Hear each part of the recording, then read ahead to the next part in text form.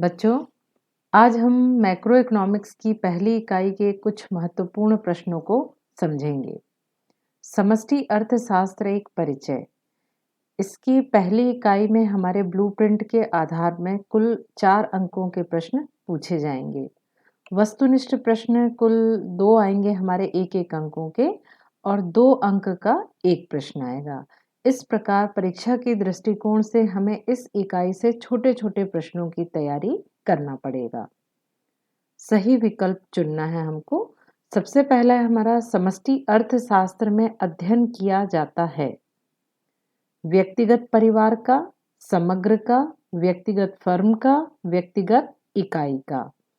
व्यष्टि अर्थशास्त्र में हम व्यक्तिगत परिवार, व्यक्तिगत फर्म और व्यक्तिगत इकाई का अध्ययन करते हैं, जबकि समष्टि अर्थशास्त्र में कुल राष्ट्रीय आय, कुल मांग, कुल पूर्ति, कुल बचत आदि को पढ़ते हैं। इस प्रकार समष्टि अर्थशास्त्र में अध्ययन समग्र रूप में किया जाता है। तो इसका जो सही विकल्प होगा वो होगा समग्र। समष्टि अर्थशास्त्र में हम किसका अध्ययन करते हैं? समग्र का करते हैं। समूह की बनावट पर ध्यान न देना किस अर्थशास्त्र की मुख्य समस्या है? व्यष्टि अर्थशास्त्र, समष्टि अर्थशास्त्र, दोनों की, किसी की नहीं। व्यष्टि अर्थशास्त्र में व्यक्तिगत इकाई का अध्ययन करते हैं, जबकि समष्टि अर्थशास्त्र में समूह की संरचना पर ध्यान नहीं दिया जाता। तो इसका जो सही उत्तर होगा वो होगा बी, समष्टि अर्थशास्त्र।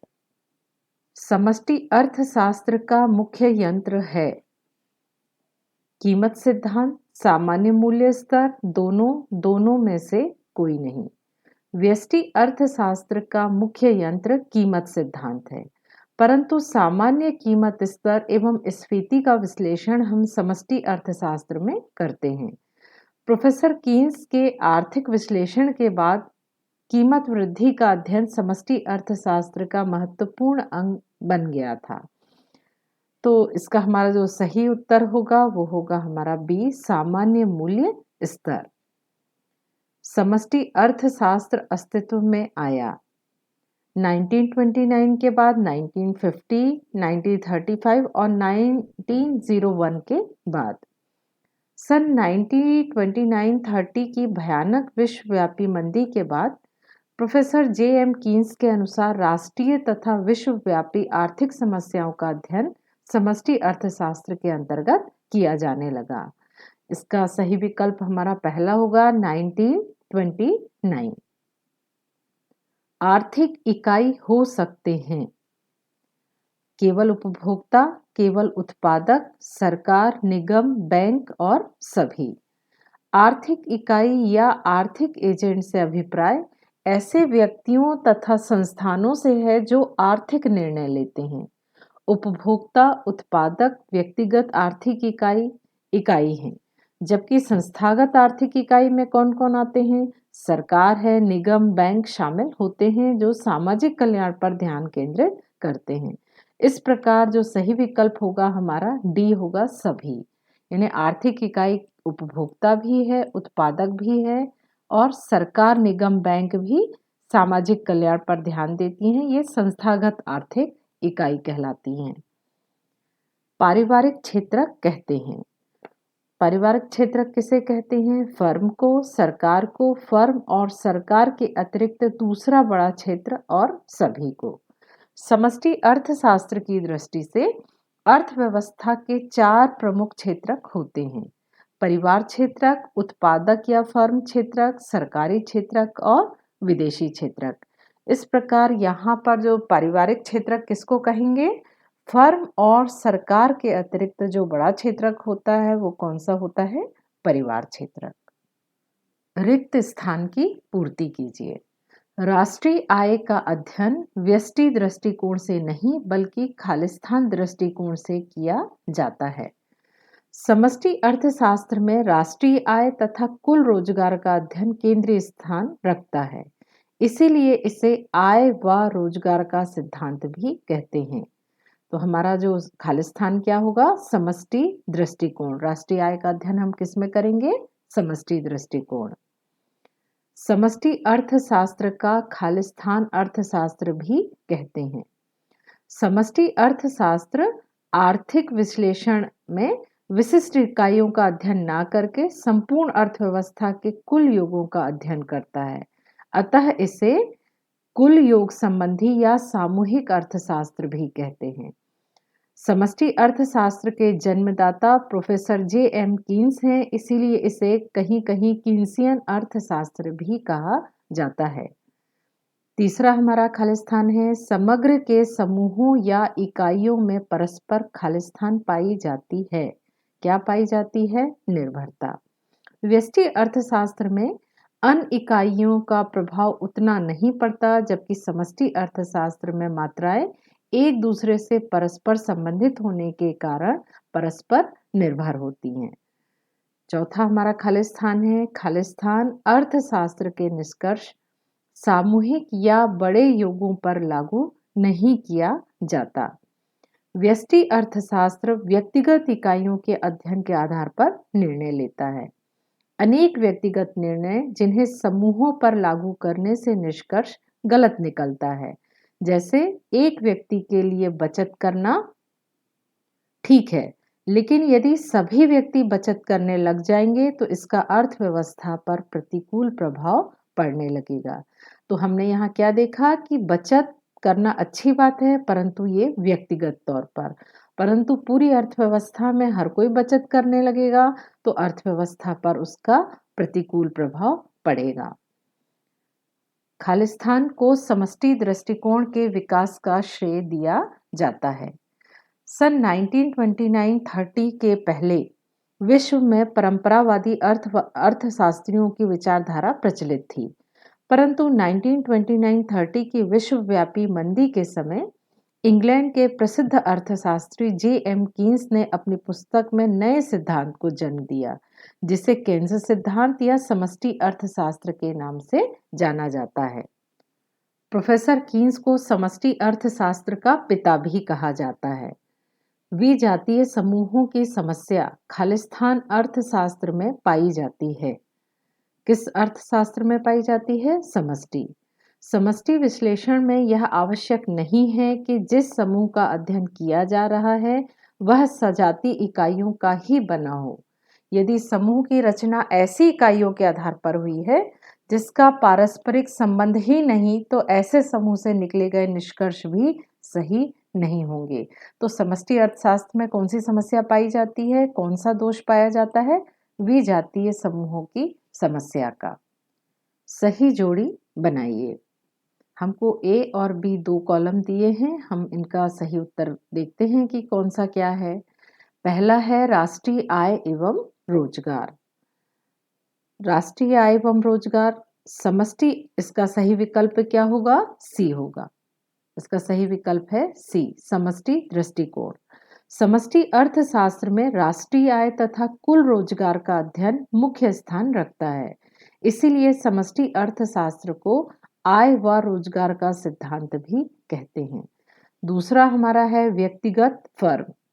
व्यष्टि दृष्टिकोण या व्यष्टि अर्थशास्त्र में व्यक्तिगत इकाई जैसे एक व्यक्ति, एक फर्म, एक उद्योग, एक वस्तु के मूल्य का अध्ययन करते हैं। तो दूसरे का जो व्यक्तिगत फर्म का जो सही उत्तर होगा वो क्या होगा? व्यष्टि दृष्टिकोण। ये होगा हमारा दूसरा। तीसरा है हमारा समष्टि अर्थशास्त्र। इंग्लैंड के प्रसिद्ध अर्थशास्त्री प्रोफेसर जे.एम. कीन्स को समष्टि अर्थशास्त्र का पिता कहा जाता है। समष्टि अर्थशास्त्र का पिता किसे कहा जाता है? कीन्स को।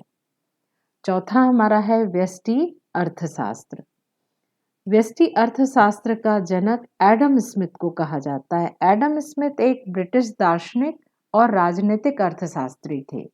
तो व्यष्टि अर्थशास्त्र के जन्मदाता किसे कहा जाता है, या आधुनिक अर्थशास्त्र का जन्मदाता किसे कहा जाता है? एडम स्मिथ को। पांचवा है व्यष्टि एवं समष्टि अर्थशास्त्र। व्यष्टि एवं समष्टि अर्थशास्त्र आर्थिक विश्लेषण की 2 शाखाएं हैं। दोनों के विश्लेषण के क्षेत्र अलग अलग हैं, फिर भी अनेक आर्थिक समस्याओं में दोनों की हमको आवश्यकता होती है। इसीलिए व्यष्टि एवं समष्टि अर्थशास्त्र को एक दूसरे का प्रतियोगी ना कहकर हम क्या कहते हैं, इनको पूरक कहते हैं। इसका जो सही उत्तर है पांचवे का, एक दूसरे के पूरक।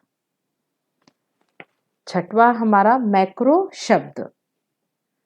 अंग्रेजी भाषा का मैक्रो शब्द ग्रीक भाषा के मैक्रोस से लिया गया है, जिसका अर्थ होता है बड़ा। मैक्रोस शब्द किससे लिया गया है? मैक्रो तो इंग्लिश वर्ड है, और ये किस भाषा से लिया गया है? ग्रीक भाषा से लिया गया है। माइक्रोस का माइक्रोस शब्द भी ग्रीक से लिया गया है, और मैक्रो का मैक्रोस भी किससे लिया गया है? ग्रीक भाषा से लिया गया है। तो इस तरह से आप ये सही जोड़ी भी समझ लीजिए, ये भी आपके परीक्षा में आ सकते हैं। सत्य असत्य बताइए। बेरोजगारी का विश्लेषण व्यष्टि अर्थशास्त्र से संबंधित है। यह असत्य होगा, क्योंकि बेरोजगारी एक विस्तृत विश्लेषण और विस्तृत दृष्टिकोण है, जिसे हम समष्टि अर्थशास्त्र में पढ़ते हैं। हम छोटे छोटे भागों का अध्ययन व्यष्टि में करते हैं, जबकि बेरोजगारी कैसा विश्लेषण है? विस्तृत विश्लेषण है। इसको हम व्यष्टि में नहीं पढ़ेंगे, बल्कि किस में पढ़ेंगे? समष्टि में। किसी वस्तु का मूल्य निर्धारण व्यष्टि अर्थशास्त्र के अध्ययन का विषय है। मूल्य निर्धारण या कीमत सिद्धांत व्यष्टि अर्थशास्त्र के अध्ययन का विषय है। ये क्या होगा? सत्य होगा। व्यष्टि अर्थशास्त्र की मान्यता है कि आर्थिक विश्लेषण करते समय पूर्ण रोजगार की स्थिति मान ली जाती है, और इस मान्यता के कारण साधनों, जो साधन है, उत्पत्ति के साधन हैं, इनके बंटवारे की समस्या को कीमत के आधार पर किया जाता है। इसीलिए मूल्य निर्धारण का विश्लेषण व्यष्टि अर्थशास्त्र का मुख्य विषय बन जाता है। तो इस तरह से ये जो दूसरा है ये सत्य होगा। तीसरा है सूक्ष्म अध्ययन समष्टि अर्थशास्त्र से संबंधित है। ये असत्य होगा, क्योंकि सूक्ष्म अध्ययन हम व्यष्टि में करते हैं, जबकि समष्टि में हम क्या करते हैं? विस्तृत अध्ययन करते हैं।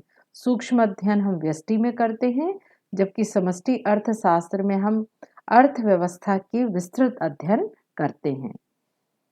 विजातीय समूहों की समस्या व्यष्टि अर्थशास्त्र में पाई जाती है। ये भी असत्य है, क्योंकि विजातीय समूहों की समस्या व्यष्टि अर्थशास्त्र की समस्या नहीं है, बल्कि ये समष्टि अर्थशास्त्र की समस्या है। व्यष्टि और समष्टि अर्थशास्त्र एक दूसरे के प्रतियोगी होते हैं। क्या ये दोनों एक दूसरे से कंपटीशन करते हैं? नहीं, ये दोनों एक दूसरे के प्रतियोगी नहीं, बल्कि एक दूसरे के पूरक हैं। व्यक्तिगत इकाइयों का अध्ययन व्यष्टि अर्थशास्त्र में किया जाता है। ये सत्य है। व्यक्तिगत इकाइयों का अध्ययन व्यष्टि अर्थशास्त्र में किया जाता है, जैसे व्यक्तिगत फर्म, व्यक्तिगत उद्योग, व्यक्तिगत मजदूरी। तो इस तरह से ये जो हमारा अंतिम वाला कथन है, ये क्या होगा? सत्य होगा। एक शब्द या एक वाक्य में उत्तर दीजिए। मैक्रो शब्द किस अर्थशास्त्र से संबंधित है? अंग्रेजी भाषा का मैक्रो शब्द ग्रीक भाषा के मैक्रोस से लिया गया है, जिसका अर्थ बड़ा होता है। इस प्रकार मैक्रो शब्द का संबंध समष्टि अर्थशास्त्र से है। मैक्रो का संबंध किससे है? समष्टि अर्थशास्त्र से। समष्टि अर्थशास्त्र का एक दोष लिखिए। यहाँ हम एक अंक का उत्तर देना है, परंतु समष्टि अर्थशास्त्र के अनेक दोष हैं, तो हमको यदि ये सभी दोष में से हम किसी एक को भी लिखेंगे तो हमको एक अंक प्राप्त होगा। जैसे समष्टि अर्थशास्त्र के मुख्य दोष क्या है? विजातीय समूहों की समस्या, समूह की संरचना को महत्व ना देना, व्यक्तिगत इकाई महत्वहीन, निष्कर्षों का व्यवहारिक ना होना, समूह की इकाइयां व्यक्तिगत इकाइयों का सही प्रतिनिधित्व नहीं कर सकती। यदि आप ये पांचों में से कोई भी एक विकल्प लिखते हैं तो आपको एक अंक प्राप्त होंगे। समष्टि अर्थशास्त्र कब अस्तित्व में आया? कब आया? 1929-30 की विश्वव्यापी आर्थिक मंदी की स्थिति में प्रोफेसर जे.एम. कीन्स ने समष्टि अर्थशास्त्र के सामान्य सिद्धांत की रचना की। तो अस्तित्व में कब आया? 1929 से 1930 के बीच। व्यापार चक्र का अध्ययन किस अर्थशास्त्र में किया जाता है? व्यापार चक्र की धारणा विस्तृत है। यह राष्ट्रीय स्तर की अध्ययन की विषय वस्तु है। समष्टि अर्थशास्त्र की सहायता से हम राष्ट्रीय और अंतर्राष्ट्रीय समस्याओं का हल निकालते हैं। इसीलिए व्यापार चक्र का अध्ययन भी हम समष्टि अर्थशास्त्र के अंतर्गत करेंगे। राष्ट्रीय स्तर पर या बड़े समूहों की समस्या को हल करने में कौन सा अर्थशास्त्र उपयुक्त है? अभी हमने समझा था कि राष्ट्रीय एवं अंतर्राष्ट्रीय समस्या जैसे राष्ट्रीय आय एवं रोजगार, अंतर्राष्ट्रीय व्यापार, जितनी ये राष्ट्रीय स्तर या अंतर्राष्ट्रीय स्तर की समस्याएं हैं, इसको हम समष्टि अर्थशास्त्र के अंतर्गत पढ़ते हैं। व्यष्टि और समष्टि अर्थशास्त्र एक दूसरे से क्या संबंध है?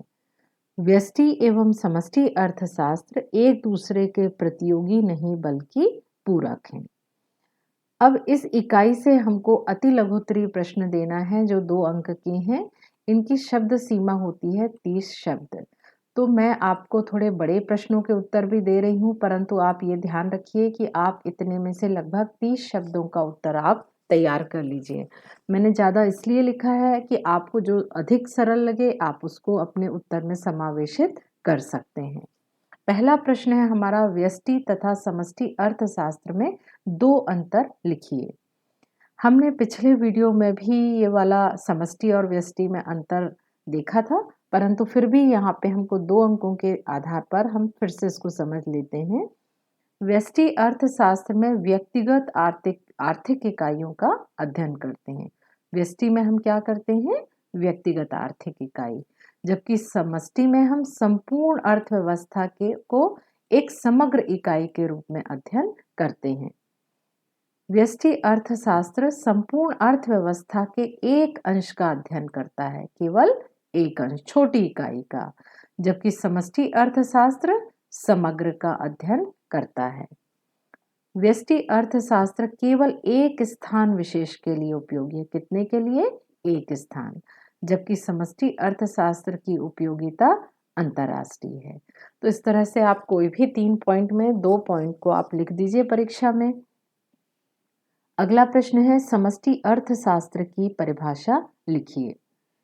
प्रोफेसर चैम्बरलिन के शब्दों में समष्टि अर्थशास्त्र कुल संबंधों की व्याख्या करता है। कितनी सरल परिभाषा है। समष्टि अर्थशास्त्र कुल संबंधों की व्याख्या करता है। एक और परिभाषा मैंने लिखा है, समष्टि अर्थशास्त्र का मुख्य यंत्र राष्ट्रीय आय का अध्ययन करना है।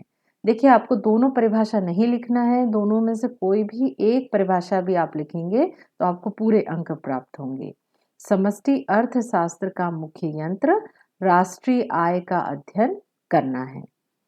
समष्टि अर्थशास्त्र को हम ऐसे भी समझ सकते हैं कि समष्टि अर्थशास्त्र में हम एक परिवार का नहीं बल्कि ये पूरे परिवारों का, देश के सभी परिवारों का अध्ययन करते हैं।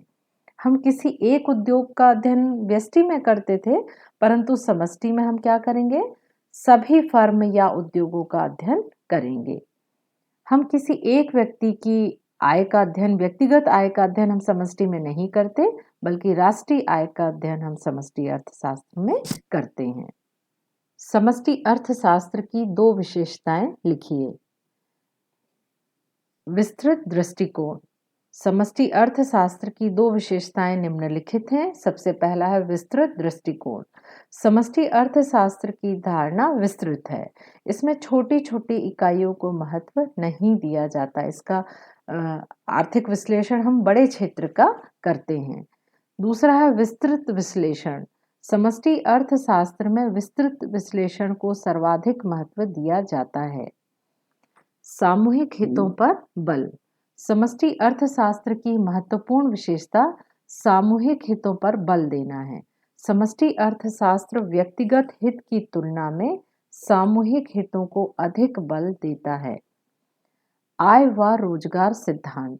समष्टि अर्थशास्त्र में राष्ट्रीय आय तथा कुल रोजगार का अध्ययन केंद्रीय स्थान रखता है, इसीलिए इसे आय व रोजगार का सिद्धांत भी कहते हैं।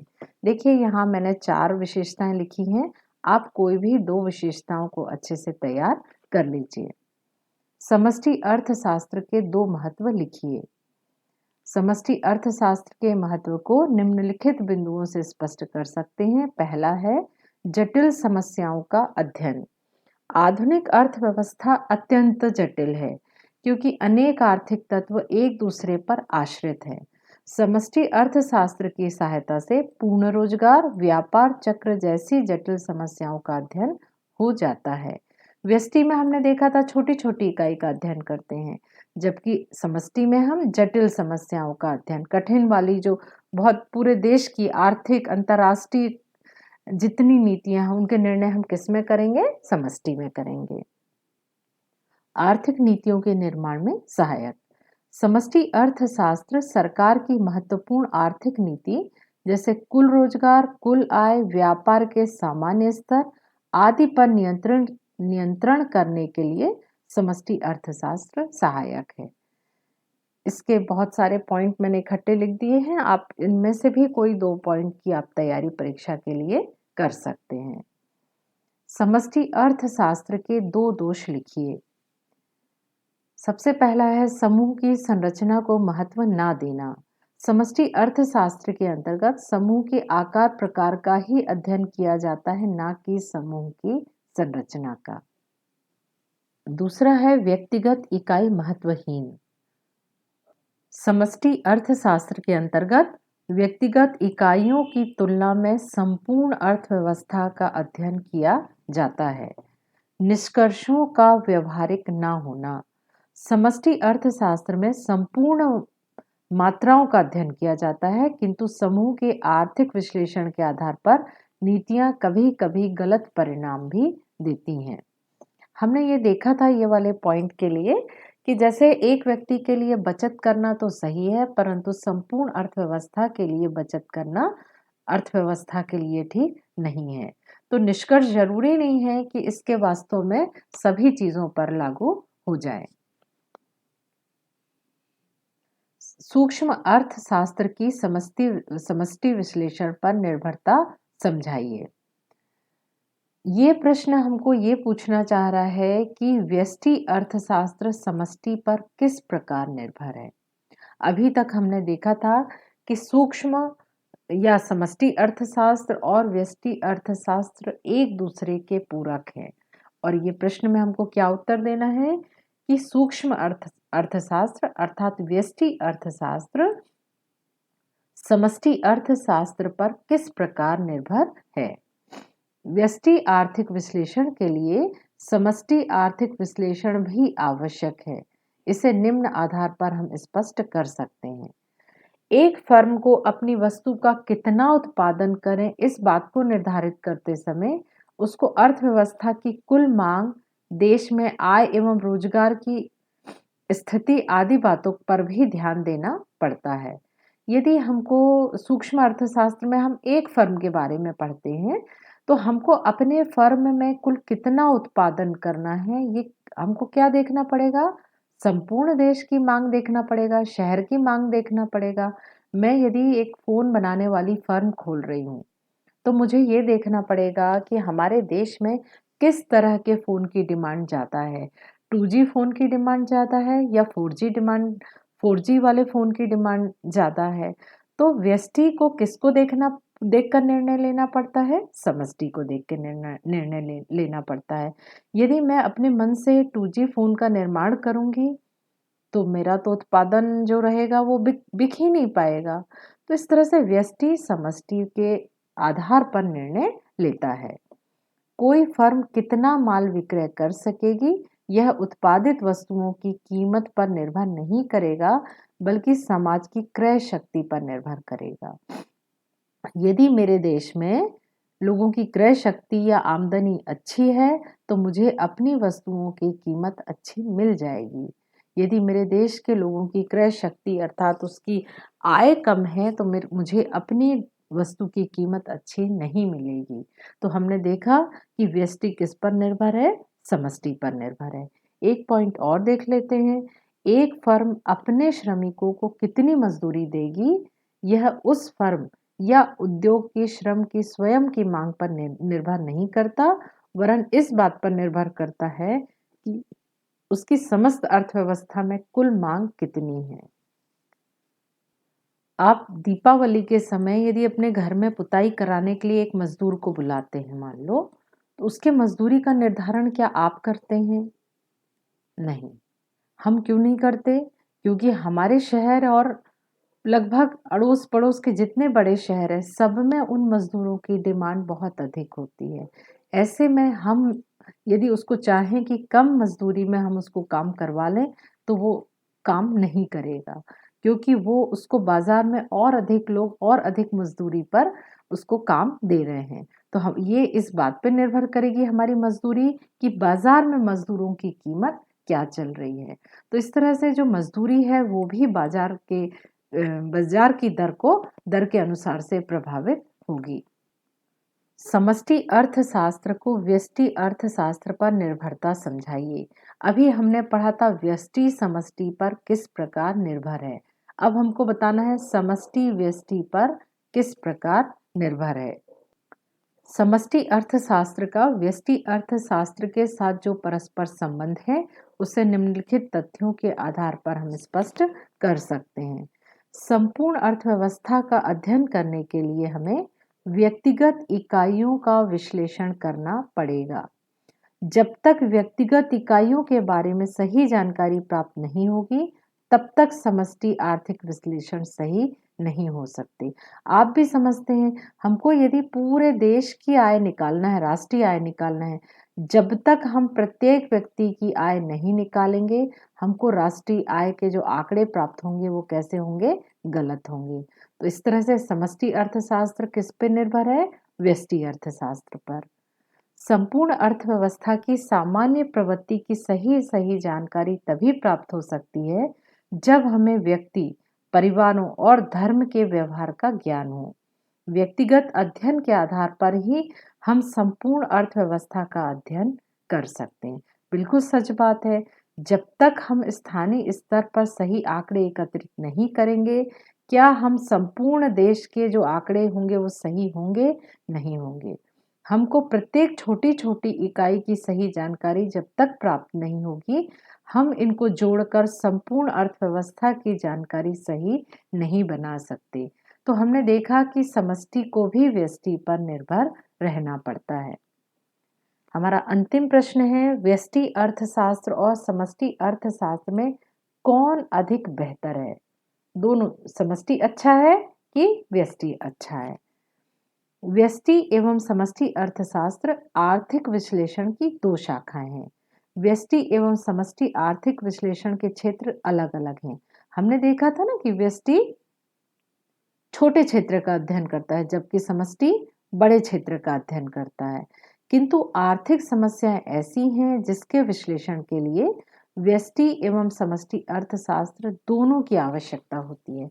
कुछ ऐसे आर्थिक समस्याएं होती हैं देश की, जिसके लिए हमको व्यष्टि भी की भी जरूरत होती है और समष्टि की भी।